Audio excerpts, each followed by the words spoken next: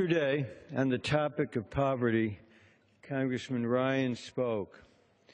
Today, he and his House Republican colleagues will vote. Actions speak louder than words. And at every turn over the last 3 years, the actions House Republicans have taken have cut programs for low and middle-income families. Funding for Medicaid and Children's Health Insurance Program slashed in the Ryan Republican budget. Social service block grants eliminated. Food assistance, Pell higher education grants, job training, and housing assistance dramatically scaled back. An extension of unemployment insurance and a raise in the minimum wage, both blocked by House Republicans. The new Republican rhetoric on poverty is no match for the deeply troubling actions they have repeatedly taken and continue to take with this legislation today. This bill leads to harm for millions of low and middle income families and their kids.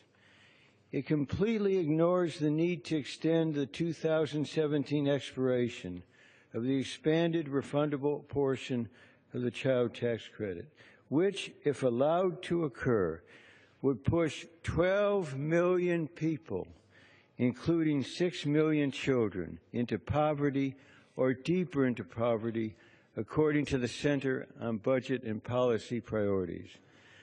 Republicans may say that such an extension could be done later, as they claimed in our discussion at the Rules Committee, but that talk about future action is made incredulous when Republicans this week add another $187 billion to the deficit, bringing the total they have passed in unpaid-for tax cuts to more than $700 billion. This comes after Republicans have slashed non-defense domestic discretionary spending to its lowest level on record as a percentage of GDP.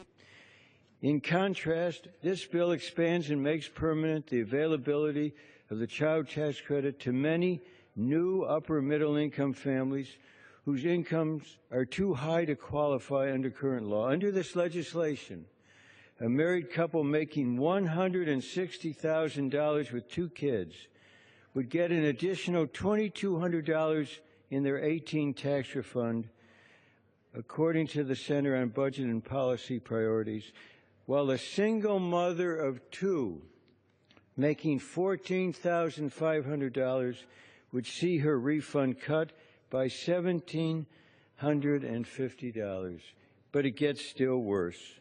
Republicans this week inserted a provision into this legislation requiring recipients of the credit to provide their Social Security number, a change that could lead to the loss of this credit for families of 5 million children, 4 million of whom are U.S. citizens, and 400,000 veterans and armed forces families will lose all or part of their credit. That's a reason that the U.S. Conference of Catholic Bishops opposes this requirement, because it is deeply flawed and it would leave millions of families with children behind. Ben Franklin once said, "Well done is better than well said." Today, it is even truer that well said cannot obscure what is harmfully done. I reserve